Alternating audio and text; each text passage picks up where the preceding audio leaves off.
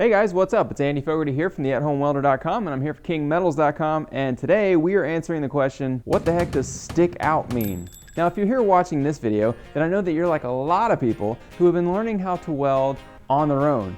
Maybe you've gone to KingMetals.com, you've come to the AtHomeWelder.com, or you've just searched on YouTube to find videos on how to teach yourself how to weld. Well, that's great, but you've probably come in to a lot of videos that talk about a lot of different terminology that you just don't really understand. It's something that we take for granted as welders, that we just kind of throw out this terminology expecting everyone to know. We just don't even think about it because it's such common knowledge for experienced welders. One of those terms is stick out. So what does stick out actually mean, and when does it matter? Stick out is actually just referring to how far your welding wire, so that is going to be your stick, how far that's coming out of your gun. That's all that means. Now, of course, there are a lot of uses for that term, and that term can change because the distance that your stick needs to be coming out of your nozzle can change depending on the type of welding that you're doing. Now, the next question is, how do I know how far my stick out needs to be?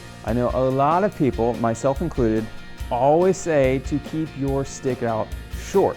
95% of MIG welding that you're going to be doing, especially in a little home shop or garage, you're going to be needing your stick short.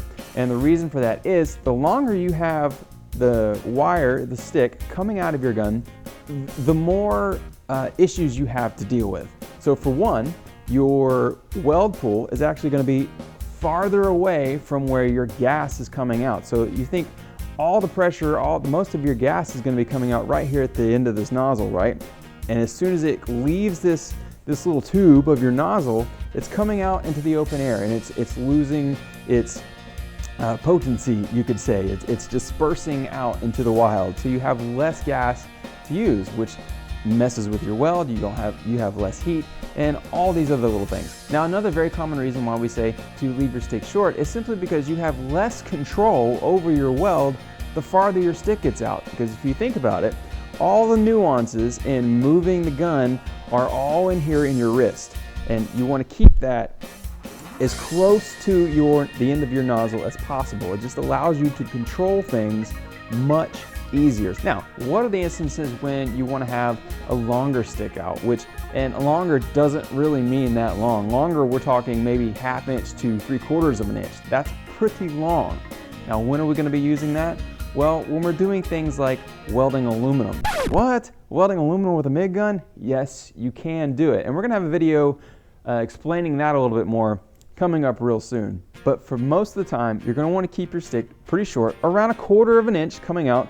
Any farther than that is a little too far. You want to keep it in there. Now, if you keep your stick out too short, you're going to end up damaging your tip, and you're going to end up clogging it up and probably getting a bird's nest in your machine and have to clean out all that wire, and it's just a waste. The next question is, does this matter for what kind of wires that you're using? Well, yes and no. Most MIG wire, it's not gonna matter. The rules still apply in a universal manner.